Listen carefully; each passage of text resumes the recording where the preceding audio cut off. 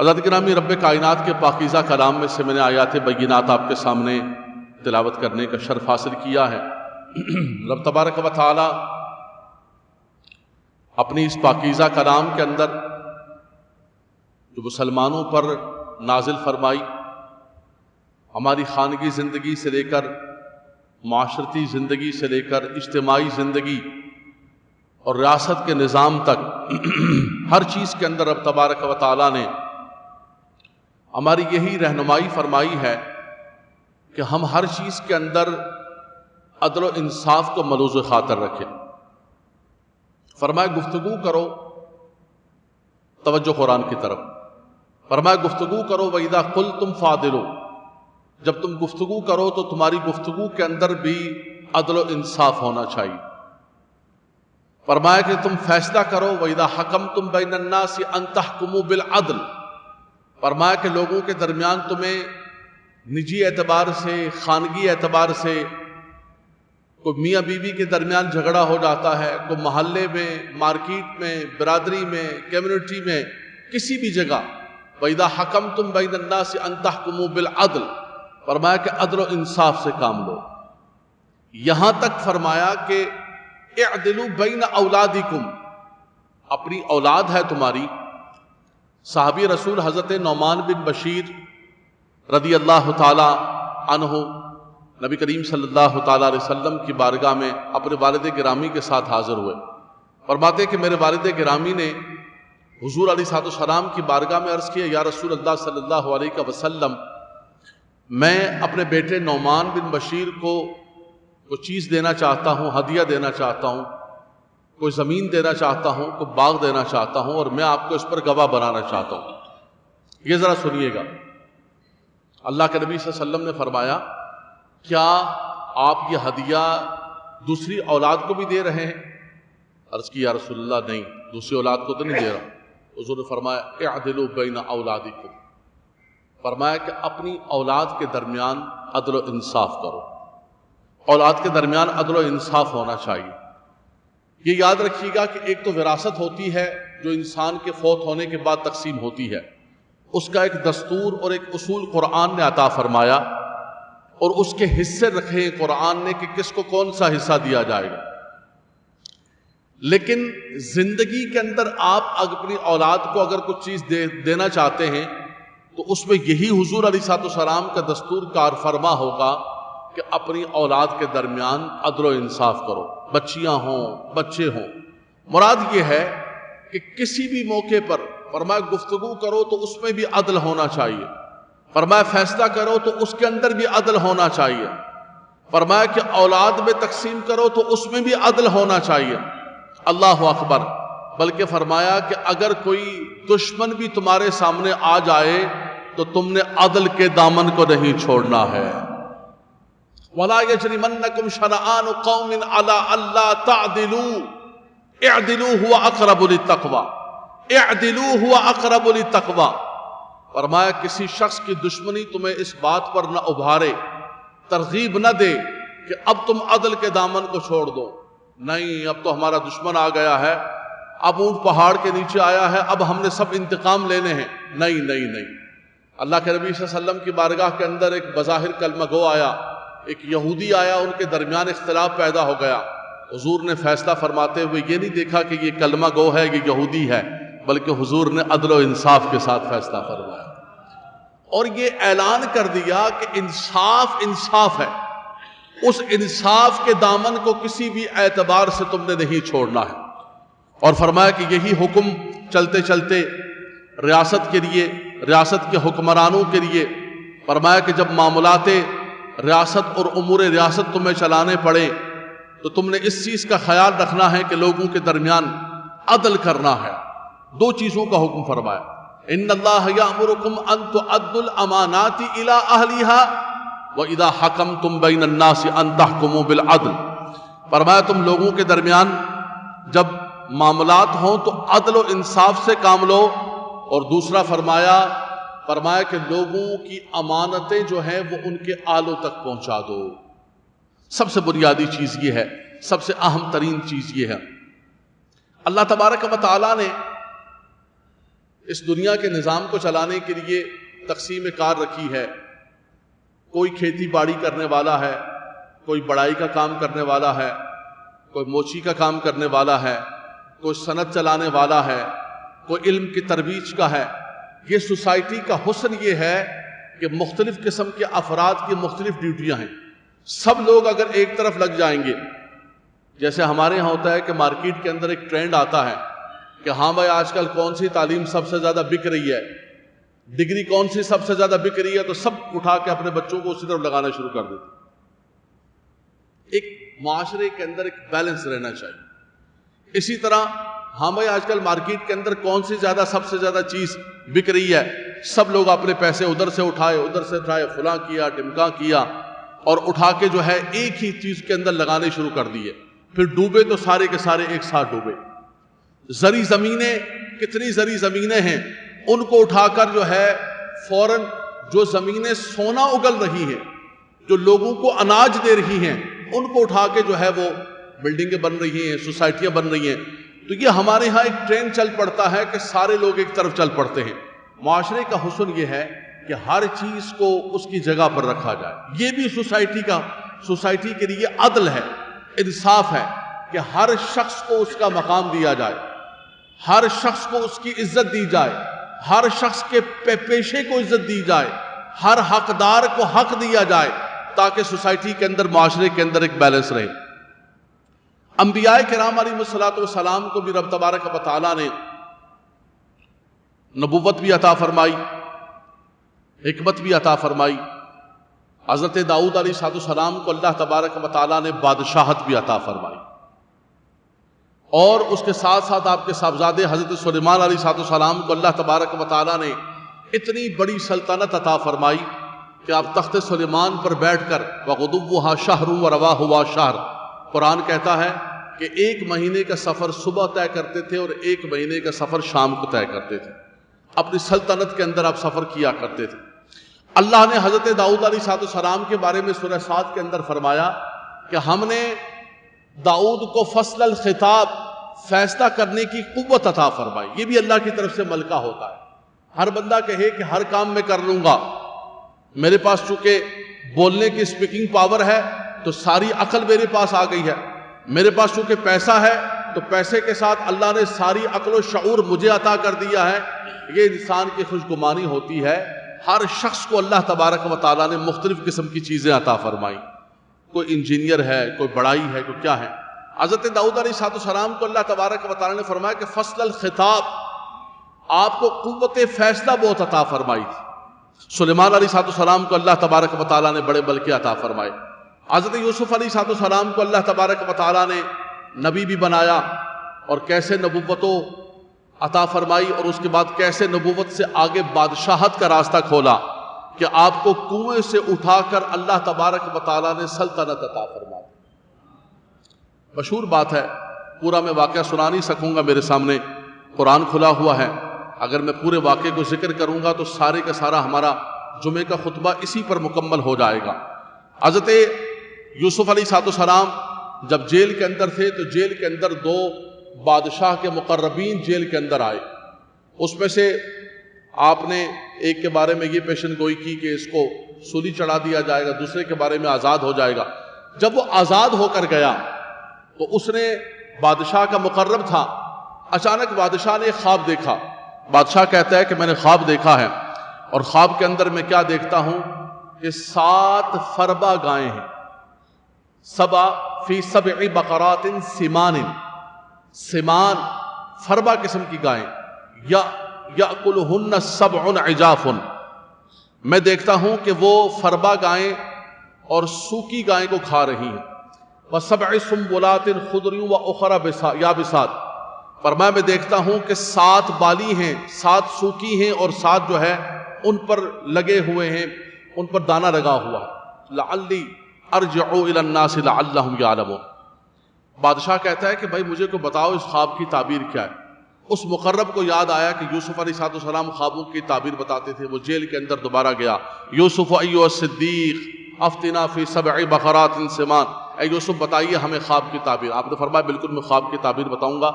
کہا جی بادشاہ کے سامنے لایا جائے.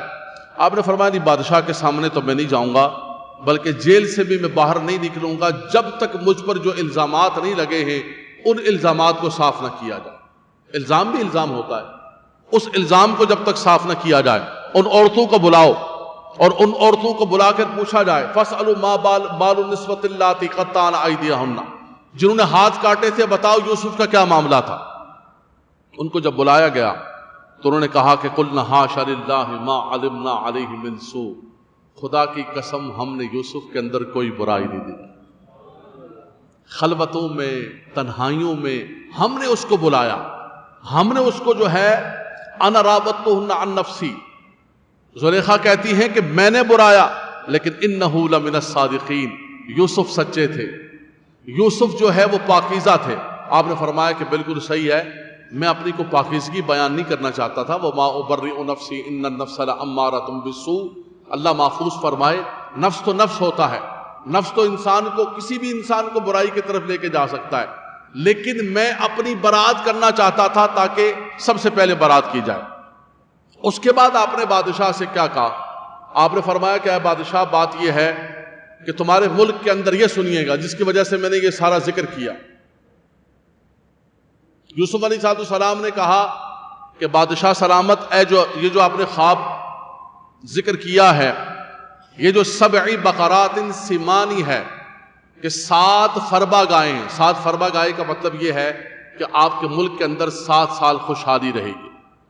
وَسَبْعٌ عِجَافٌ، اور یہ جو 7 سوکھی گائیں ہیں اس کے بعد قحط سالی آ جائے گی، تو کیا کرو؟ تزرعون 7 سنین دأبا، 7 سال تک جو ہے کھیتی باڑی کرو، اس میں سے کھایا بھی جائے اور ذخیرہ کیا جائے، سٹاک کیا جائے، اگلے 7 سالوں کے لیے پلاننگ کی جائے۔ پلاننگ کرنے کے بعد جو ہے چاہے وہ قحط سالی کے سال آئیں تو لوگ پریشان نہ ہوں، ہمارے پاس اسٹیٹ کے پاس موجود ہو ذخیرہ، اور اسٹیٹ ان کو گندم دے اور اسٹیٹ ان کو اناج دے۔ آپ نے فرمایا ویسے تو اصول یہ ہے کہ خود کوئی عہدہ نہیں مانگنا چاہیے، لیکن اگر بندے نہ اہل ہوں اور کوئی بندہ سمجھتا ہو کہ وہ مخلوق خدا کی خدمت کر سکے گا اور وہ اہل ہے اور نا اہل لوگ آگے آ رہے ہیں، تو اس صورت کے اندر آپ آگے بڑھ کر اس منصب کو لے کے مخلوق خدا کی خدمت کر سکتے ہیں۔ آپ نے فرمایا اجعلنی علی خزائن الارض انی حفیظ علیم، فرمایا کہ یہ سارے خزانے اور کھیتا اور سارا نظام جو ہے وزیر خزانہ مجھے بنا دیا جائے، میں اس کا بہترین انتظام کروں گا، اس لیے کہ انی حفیظ علیم، میرے پاس 2 چیزیں ہیں، ایک تو ٹیلنٹ ہے، علم ہے اس چیز کا، میں کر سکتا ہوں، اور دوسری یہ ہے کہ ایک بندہ کر سکتا ہے لیکن بندہ کرپٹ ہے، حفاظت نہیں کرتا ہے۔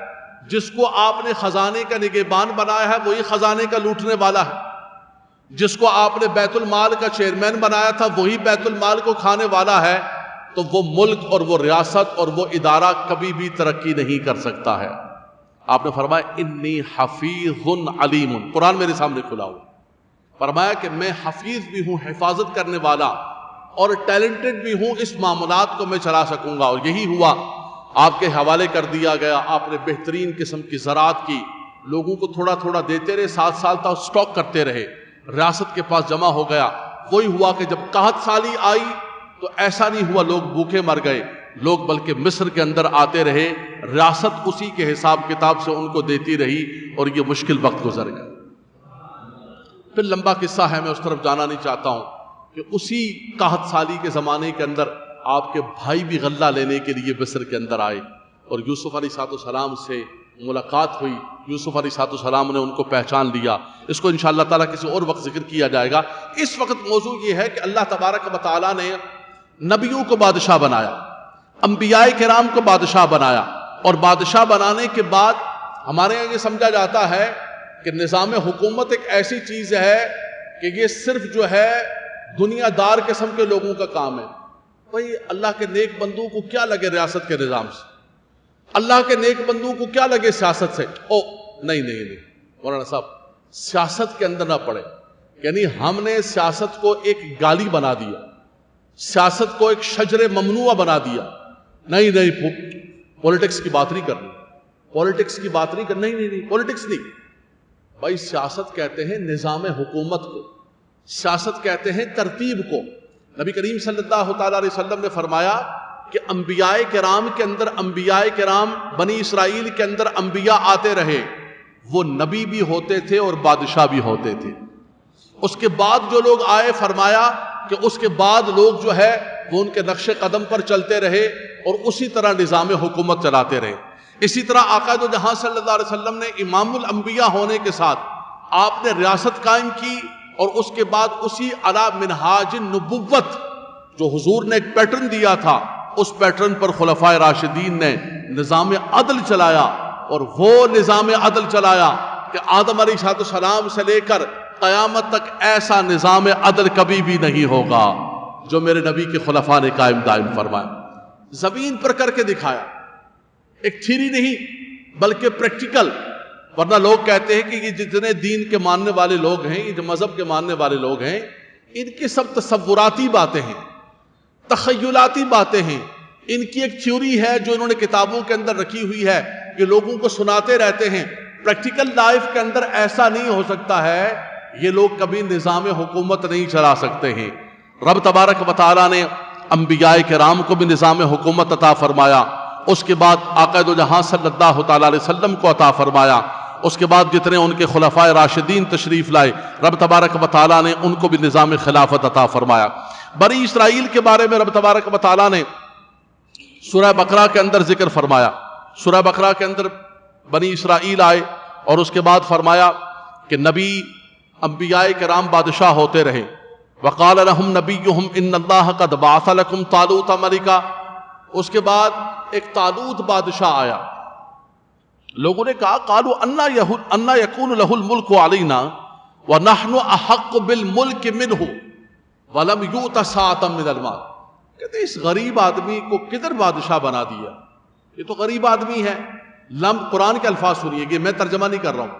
لم یؤت ساعۃ من المال، اس کے پاس بہت سارا مال نہیں ہے. انا یکون له الملک علینا، اس کو کیوں بادشاہت دے دیے. وَنَحْنُ أَحَقُّ بِالْمُلْكِ مِنْهُ، ہم زیادہ بادشاہت کا حق رکھتے ہیں اس لیے کہ ہمارے پاس مال زیادہ ہے، ہمارے پاس دولت زیادہ ہے. رب تبارک و تعالیٰ نے فرمایا کہ بادشاہت جو عطا کی جاتی ہے وہ مال و دولت کی بنیاد پر نہیں دیتے ہیں. ان اللہ اصطفاہ علیکم وزادہ بسطۃ فی العلم والجسم. فرمایا رب تبارک و تعالیٰ جو انبیاء کے بعد طالوت کو بادشاہ بنایا ہے، فرمایا ان کی قابلیت کی بنیاد پر، علم کی بنیاد پر، والجسم اور جسمانی قوام و قوت کی بنیاد پر. شجاعت آدمی ہے، دلیر آدمی ہے، قابل آدمی ہے، اس ٹیلنٹ کی بنیاد پر اسے بادشاہت عطا کی گئی ہے. واللہ یؤتی ملکہ من یشاء واللہ واسع علیم. فرمایا رب تبارک و تعالیٰ جسے چاہے بادشاہت عطا فرمائے، جسے رب تبارک و تعالیٰ عطا فرمائے. لیکن بنیادی طور پر فرمایا کہ جن کو اللہ تبارک و تعالیٰ نے، یہ مرکزی بات، توجہ آپ کی، مرکزی بات سورہ حج کے اندر، پھر وہ جو لوگ جن کو اللہ نے دنیا کے اندر بادشاہت عطا فرمائی، وہ جو لوگ جن کو اللہ تبارک و تعالیٰ نے دنیا کے اندر تمکن دیا، دنیا کے اندر قوت عطا فرمائی، دنیا کے اندر اقتدار عطا فرمایا، کیا وہ مطلق العنان بن گئے؟ وہ باغی بن گئے، جو چاہیں کریں، ان کے ہاتھ میں سب کچھ آ گیا؟ فرمایا نہیں نہیں نہیں.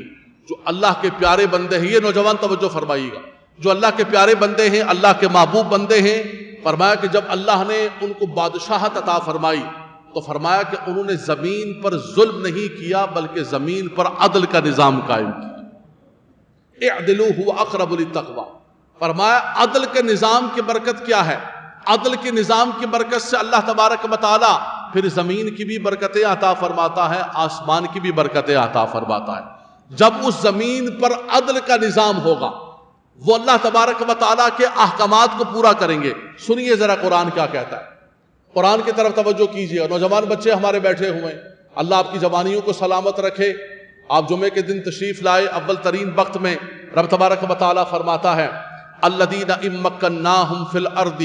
فرمایا وہ لوگ جن کو زمین کے اندر تمکن دیا، زمین کے اندر اقتدار دیا، زمین کے اندر جن کو بادشاہت عطا فرمائی، قوت عطا فرمائی، انہوں نے کیا کام کرنا ہے؟ اقاموا الصلاۃ، انہوں نے نماز کا ایک نظام قائم کرنا ہے. خود بھی نماز پڑھنی ہے، لوگوں کو بھی نماز کی تلقین کرنی ہے. سب سے پہلے اللہ کی عبادت، اللہ کی توحید ہے، اللہ کی وحدانیت ہے، سب سے پہلے اللہ کی اطاعت ہے، اطیعوا اللہ و اطیعوا الرسول، اللہ اور اس کے رسول کی اطاعت ہے، سب سے پہلے بنیادی کام یہ ہے۔ فرمایا کہ نماز کا نظام قائم کرنا ہے، اقاموا الصلاۃ وآتوا الزکاۃ، زکوٰۃ کا ایک نظام قائم کرنا ہے کہ جو مالدار لوگ ہیں، جو صاحب نصاب لوگ ہیں، ان سے لے کر اور اس کے بعد جو فقیر لوگ ہیں ان کے درمیان تقسیم کرنا ہے، تاکہ دولت مرکوز نہ ہو جائے، دولت منجمد نہ ہو جائے، اس کی سرکولیشن معاشرے کے اندر ہوتی رہے۔ ایسا نہ ہو کہ غریب غریب سے غریب تر ہوتا جائے اور امیر امیر سے امیر تر ہوتا جائے، ایسا نہ ہو۔ کَإِ لَا يَكُونَ دُولَةً بَيْنَ الْأَغْنِيَاءِ مِنْكُمْ، سورہ حشر کے اندر فرمایا تاکہ دولت مرکوز تمہارے امراء کے ہاتھوں میں نہ ہو۔ یہ نہ ہو کہ بنائی تو تھی ہم نے اسی اگست کے مہینے کے اندر اسلامیہ جمہوریہ پاکستان، لیکن پاکستان کے اندر آ کر کون آ کر قابض ہوئے؟ وہی خاندان جن کو انگریز نے سر کا خطاب دیا ہوا تھا، جن کو انگریز نے خان بہادر کا خطاب دیا ہوا تھا، جن کو انگریزوں نے مربع دیے ہوئے تھے، زمینیں دیے ہوئے تھے، وہ جو انگریزوں کے غلام تھے اور انگریزوں کے ٹاؤٹ تھے، اور مسلمانوں کو شہید کروانے اور مسلمانوں کی سلطنت کو ختم کرانے کے لیے جن لوگوں نے کردار ادا کیا تھا، پاکستان بنتے ہی انگریز نے بہت بڑی سازش کی کہ انہی خاندانوں کو پاکستان پر مسلط کر دیا۔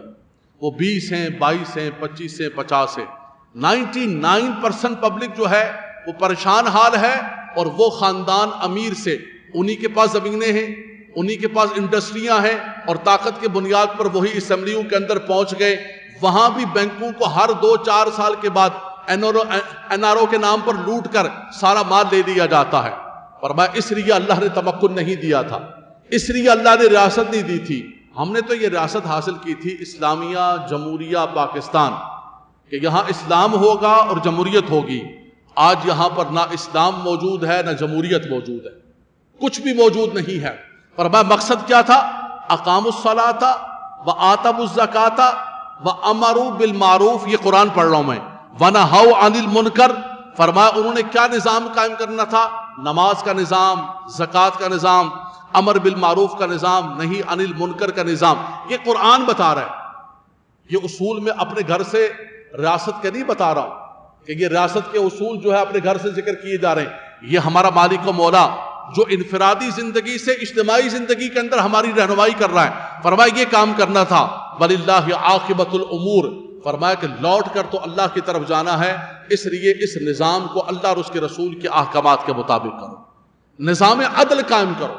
ان اللہ یامرکم ان تؤدوا الامانات الی اہلھا، اللہ تبارک و تعالیٰ تمہیں حکم دیتا ہے کہ امانتوں کو ان کے اہل تک پہنچا دو۔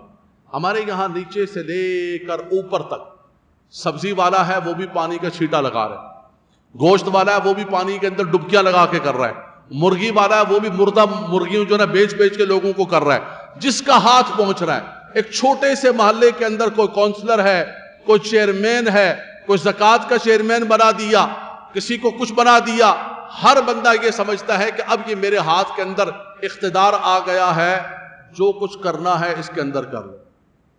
چھوٹی چھوٹی چیئرمینوں کے لیے، چھوٹی چھوٹی ایم این ایز کے لیے، ایم پی ایز کے لیے، ہمارے آزاد کشمیر کی چھوٹی سی ریاست ہے، مجھے تو اتنی معلومات نہیں ہے، میں مولوی آدمی ہوں، مجھے معاف کر دینا، مجھے معاف کر دینا، میری انفارمیشن اتنی پکی دنیاوی انفارمیشن مجھے بتا دینا۔ ہمارے ہاں صدر بنا تو اس صدر کے لیے چھوٹی سی 2.5 ضلعوں کی ریاست ہے، اس کے اندر تم کیا کمال ہوگے؟ تو اب آپ بتائیے کہ اس نے 50 کروڑ کے 100 کروڑ بنانے، 150 کروڑ بنانے، وہ کیا کرے گا کہ زکوٰۃ کے مالوں سے بھی کھائے گا۔ وہ کیا کرے گا کہ جو پل بنیں گے وہ پل بھی ٹوٹیں گے، ان کے اندر ناقص مال، ٹھیکیداروں کا مال بھی کھائے گا، سارے کا سارا نظام تباہ و برباد کر دے گا۔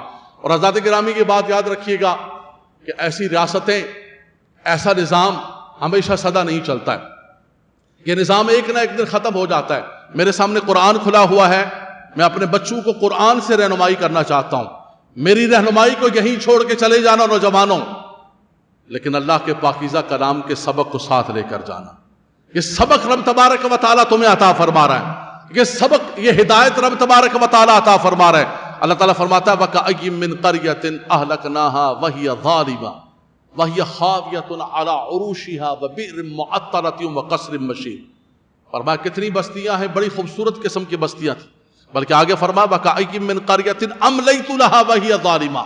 کتنی بھری ہوئی بستیاں تھیں، ان کے اندر باغات تھے، پھل تھے، معدنیات تھی، سب کچھ تھی، لیکن اس بستیوں کے اندر ظالم لوگ آ گئے، ظالم حکمران آ گئے، ظالم چیئرمین آ گئے، ظالم گورنر آ گئے، ظالم امراء آ گئے. رب تبارک و تعالیٰ فرماتا ہے، رب کا دستور سنیں، رب تعالیٰ فرماتا ہے وَهِيَ ظَالِمَةٌ فَهِيَ خَاوِيَةٌ عَلَىٰ عُرُوشِهَا. ہم نے ان بستیوں کو اٹھایا اور اٹھا کے غرق کر دیا. لفظ کیا ہے؟ وَهِيَ ظَالِمَةٌ، وَهِيَ ظَالِمَةٌ. فرمایا یہ ظلم کا نظام سدا نہیں چل سکتا ہے، یہ ظلم کا نظام ایک نہ ایک دن ختم ہونا ہے. لیکن حضرات گرامی، ہم نے یہی ہے کہ جناب چھوڑو، رہنے دو، دفع کرو، اور چھڈو جی مٹی پاؤ، اور کیا کریں گے ہم. اور مولوی صاحب یہ 1000 بندہ بیٹھا ہوا ہے، آپ ان 1000 بندوں کے سامنے تقریر کر کے کیا کر لیں گے مجھے بتائیں؟ نظام بدل جائے گا آپ کے کہنے سے؟ آپ کے ایک کرنے سے نظام بدل جائے گا؟ سگنل کے اوپر کئی مرتبہ ہم جاتے ہیں، بچوں کے ساتھ بیٹھے ہوئے ہیں، سگنل بند ہے، گاڑیاں گزرتی جا رہی، بچوں کو بولے بیٹا گاڑی روکو، بولو بابا ادھر سے بھی گاڑی جا رہی ہے، ادھر سے بھی گاڑی جا رہی ہے، یہ بھی جا رہا ہے، وہ بھی جا رہا ہے. بولا بیٹا سب گاڑیاں چلی جائیں تو چلی جائیں، اگر ایک گاڑی سگنل پر کھڑی ہوگی تو وہ ہماری گاڑی ہونی چاہیے. جب تک ہر بندہ یہ نہ سوچے، ہر بندہ سوچے گا کہ یہ بھی چوری کر رہا ہے، وہ بھی چوری کر رہا ہے، وہ بھی جھوٹ بول رہا ہے، میں بھی جھوٹ بول رہا ہوں، تو ٹھیک ہے میں بھی کروں اس بہتی ہوئی گنگا کے اندر.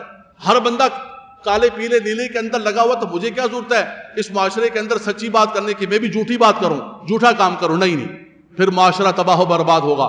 معاشرے کا ہر فرد جب ظالم ہو جائے گا تو پھر فرمایا اللہ تبارک و تعالیٰ کے عذاب کو کوئی بھی نہیں روک سکے گا. اللہ کے نبی صلی اللہ علیہ وسلم نے فرمایا، نوجوان بچے بیٹھے ہوئے ہیں، رات دن آپ سوشل میڈیا پہ بیٹھے ہوتے ہیں، یہ شیئر کر رہے ہیں، وہ شیئر کر رہے ہیں، پارٹی کھیل رہے ہیں، میری پارٹی زندہ باد، میرا قائد زندہ باد. چھوڑ دو یہ پارٹی کھیلنا. اگر تمہیں کرنا ہے آواز بلند تو ظلم کے خلاف آواز بلند کرو. کوئی پارٹی ہو، کوئی حکمران ہو، کوئی بھی اس کی زد کے اندر آتا ہو، کوئی مولوی نما آتا ہو، کوئی پیر نما آتا ہو، کوئی محتمم آتا ہو جو مال غنیمت سمجھ کے لوگوں کی چیریٹی کھاتا ہو، ہر ایک کے خلاف آواز بلند کرنے کے لیے یکساں آواز بلند کرنی پڑے گی. ورنہ خدا کی قسم اللہ تبارک و تعالیٰ کا عذاب ہمیں بھی نہیں چھوڑے گا. اللہ تبارک و تعالیٰ کے عذاب سے ہم بھی نہیں بچ سکیں گے. اللہ تبارک و تعالیٰ کے نبی صلی اللہ علیہ وسلم نے فرمایا کہ جب ساری قومیں کرپٹ ہو جائیں، سب کے سب جو ہے وہ ظالم ہو جائیں، اور کوئی ظلم کے خلاف آواز بھی بلند کرنے والا نہ ہو، پھر اللہ تبارک و تعالیٰ ان قوموں پر اجتماعی عذاب کا نازل فرمائے. پھر انفرادی عذاب نہیں آتا، اجتماعی عذاب آتا ہے کہ آج ہم پر اجتماعی عذاب آیا ہوا ہے. آواز بلند کرنے والا کوئی نہیں، بولنے والا کوئی نہیں. میں دیکھوں گا کہ میری یہ پارٹی ہے، چھوڑو جناب، نہیں، آج کل ہماری پارٹی کی حکومت ہے جی، آج کل ہماری پارٹی کی حکومت ہے، آج کل نون لیگ والے آئے ہوئے. خبردار تو خبردار کسی نے بولا مولانا صاحب کچھ نہیں کہیے گا، ساڑھے قائد نے نہیں کہنا ہے کچھ بھی، ساڑھا قائد آیا بڑی مشکل نہ لائے، بڑی مشکل نہ شیروانی پائیے، حضرت مہربانی فرماؤ، چلنے دے 4 دن کی حکومت، کچھ 4 دن ان کو بھی کھانے دیں، بڑی مشکل سے ہوتا ہے، چمن میں دید ابر پیدا، کھانے کا موقع ملا ہے. تمہارے نصیب کے اندر جب بھی تم آئے ہو، تم نے آ کر کوئی نہ کوئی خرابی پیدا کی ہے، تم نے آ کر کچھ نہ کچھ کیا ہے. آج تم جو ہے ٹرانسجینڈر کے نظام کو یونیورسٹیوں کے اندر قائم کرنا چاہتے ہو، آج تم جو ہے 295C کو ختم کرنا چاہتے ہو، اس ملک کے اندر جو ہے قادیانیوں کو دوبارہ وہ بل ختم کر کے اس کے اندر ترمیم لانا چاہتے ہو. رب تبارک و تعالیٰ ایک بار دوبارہ تمہیں ذلیل کرے گا، خوار کرے گا رب تبارک و تعالیٰ. آپ نے دیکھا باولپور یونیورسٹی کے اندر کیا ہوا؟ بچیاں پیسے دے کے، اور ایک کیس نہیں، 2 کیس نہیں، 5000 ویڈیوز پیسے دے کے بچیاں پڑھنے کے لیے جاری.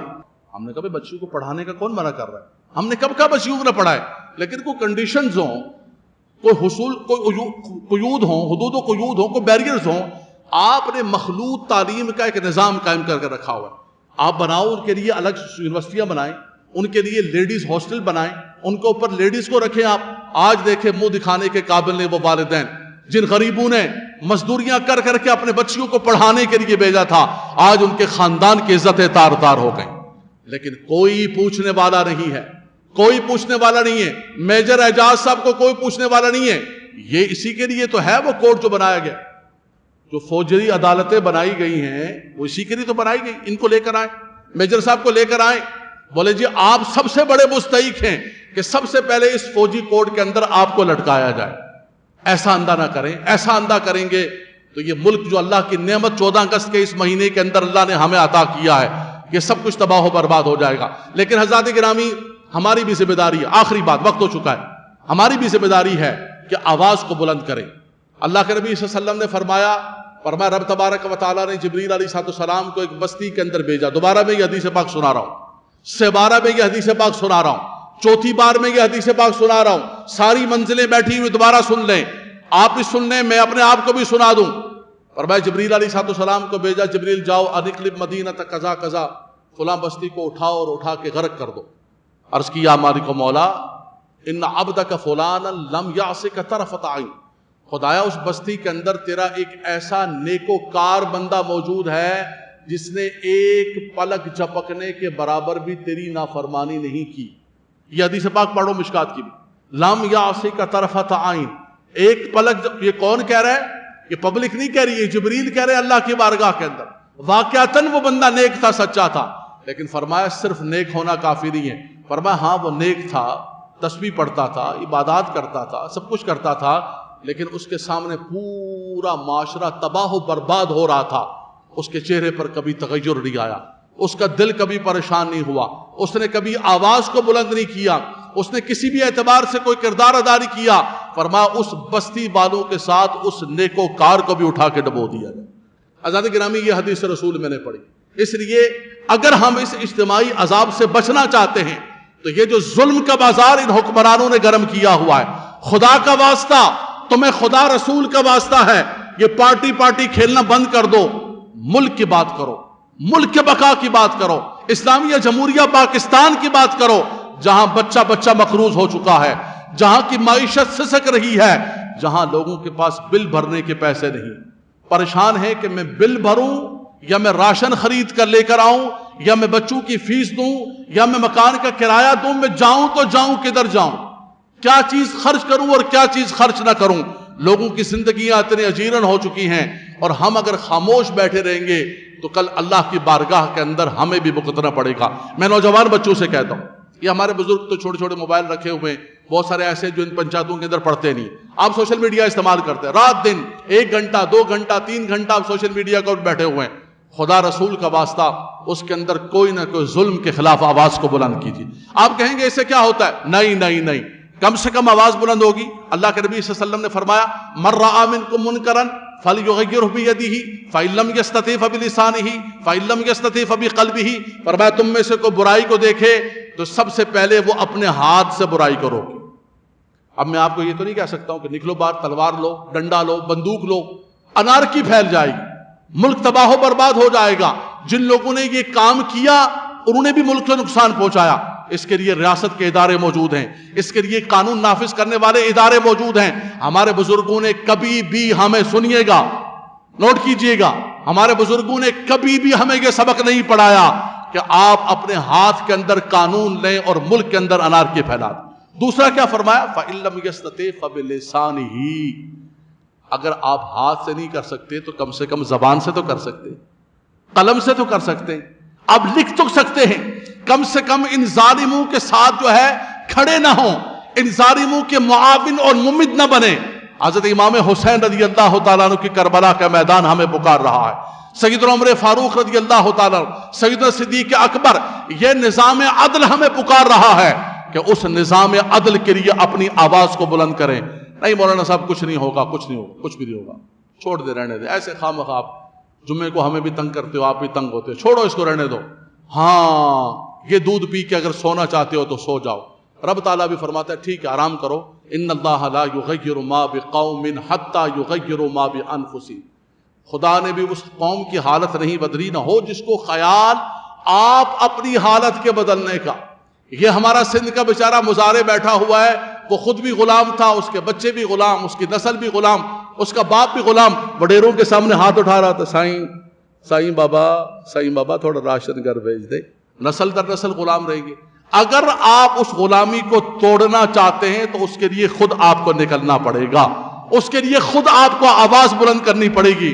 ورنہ رب تعالیٰ فرماتا ہے کہ لا یغیر ما بقوم حتی یغیر ما بانفسہم، تم خود نہیں بدلو گے تو رب تبارک و تعالیٰ بھی تمہاری مدد نہیں کرے گا۔ اللہ کی مدد بھی تب آتی ہے جب آپ اللہ تبارک و تعالیٰ کے احکامات کے آواز بلند کرتے ہیں۔ فرمایا کہ جو ظالم کے ساتھ چلتا ہے، ظالم کو تقویت دیتا ہے، وہ جانتا ہے یہ ظالم ہے، جانتا ہے یہ کرپٹ ہے، اس کے باوجود اس کے ساتھ چلتا ہے، اللہ کے نبی صلی اللہ علیہ وسلم نے فرمایا فقد خرج من الاسلام، فرمایا وہ اسلام سے نکل گیا۔ بولیں گے مولانا صاحب اسلام سے نہ نکالیں، اسلام سے نہ نکالیں لوگوں کو خدا کا واسطہ، یہ مولویوں کا کام اسلام سے نکالنا ہے۔ چلیں جی نہیں نکالتے، اسلام کے اندر داخل کر لیتے ہیں، فقد خرج من الاسلام کی توجیہ کر لیتے ہیں، کچھ اس کے اندر تعویل کی چادر ڈال دیتے ہیں، ٹھیک ہے، فرمایا وہ اسلام کے نور سے نکل جائے گا، اسلام کی برکت سے نکل جائے گا، اسلام کی رحمت سے نکل جائے گا۔ فرمایا اس پر اللہ کی تائید نہیں آئے گی جو ظالموں کے ساتھ کھڑا ہوگا۔ اللہ کی تائید کیسے آئے گی؟ فرمایا وَلَوْ أَنَّهُمْ آمَنُوا وَاتَّقَوْا لَفَتَحْنَا عَلَيْهِمْ بَرَكَاتٍ مِّنَ السَّمَاءِ وَالْأَرْضِ، فرمایا تم ایمان مضبوط رکھو، تقوی اختیار کرو، اللہ تعالیٰ آسمان سے بھی برکتیں عطا فرمائے گا، زمین سے بھی برکتیں عطا فرمائے گا۔ اگست کا مہینہ ہے، اللہ نے ہمیں پاکستان عطا فرمایا ہے، کس مقصد کے لیے عطا فرمایا تھا؟ یہ ڈکٹیٹروں، یہ سیاستدانوں، یہ بیوروکریٹس، انہوں نے میرے ملک کا بچہ آج افغانستان کے اندر پیٹرول اور ڈالر کتنے کا ہے جو 40 سال جنگ کے اندر رہا، اور یہاں پر پاکستان کے اندر صورتحال کیا ہے؟